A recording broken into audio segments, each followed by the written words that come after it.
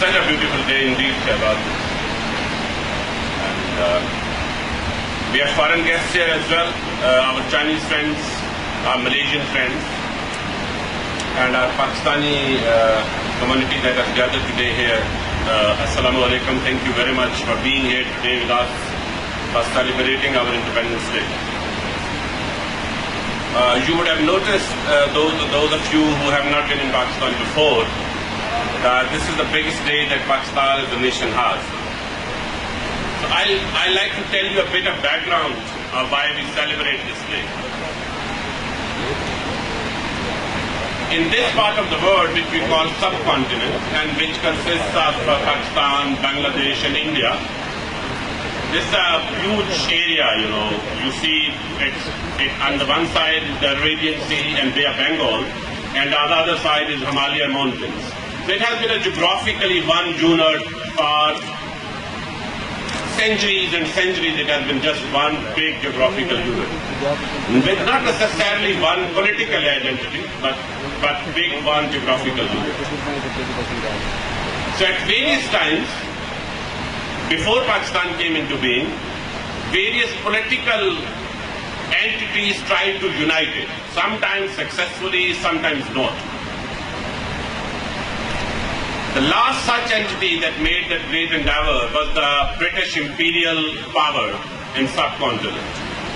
And by 1900, even by, I would say a bit before that, they were able to largely consolidate this entire geographic area as one political unit. And as one political unit, it had seldom been in this form and shape under one political power. So when the British were thinking of leaving this country, people who had lived not necessarily together started thinking of what would be after the British would leave.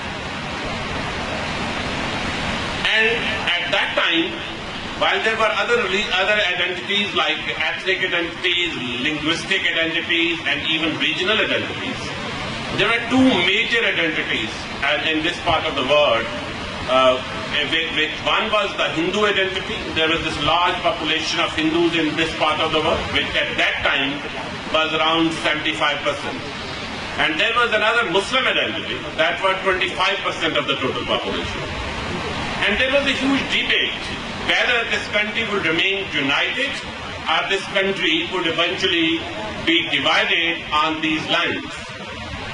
Even within Muslims there was a debate whether we should go for a separate homeland or we should not.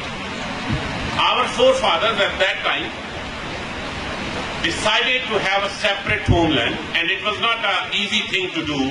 There were a lot of struggles, there were a lot of sacrifices that were given in the process of getting a separate Muslim homeland in subcontinent.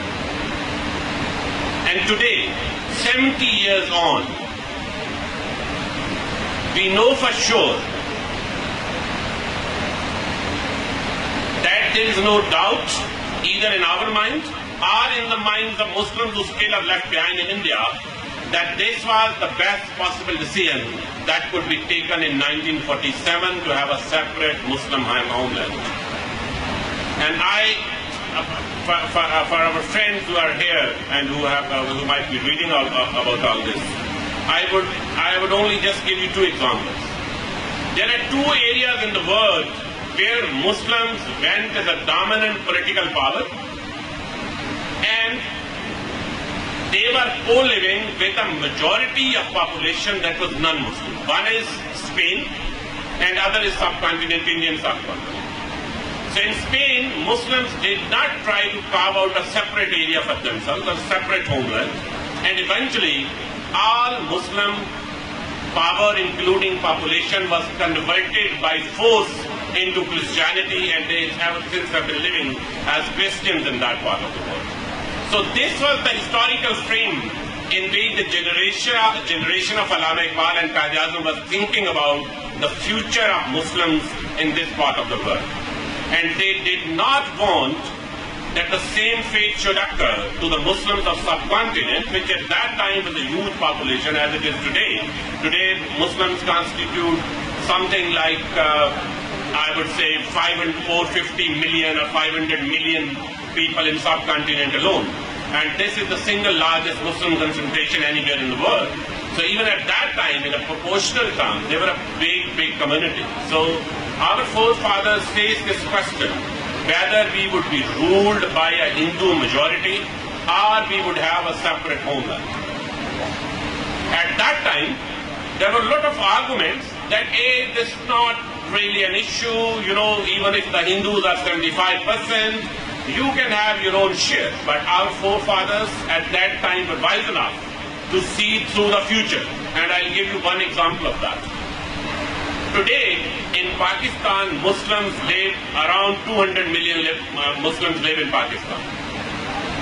Exactly the same number of Muslims actually today live in Uttar Pradesh, which is one province of India.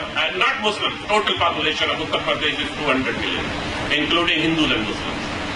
And 20% of those people who live in Uttar Pradesh are Muslims, which is around 40 million people. 40 million is not a small number, 4 crore. It is as large as Sindh province. So that is the number of Muslims that live. And in 2017, we had just finished in March with elections for the legislature of UP. And we saw that the ruling coalition, which won 321 out of 400 seats in the UP Assembly, not a single Muslim candidate was fielded by them. Not a single Muslim candidate. Winning or losing is another thing. They just decided not to field a single Muslim candidate. So time has also proved that the decision that we took, the decision that our forefathers took at that point in time was correct.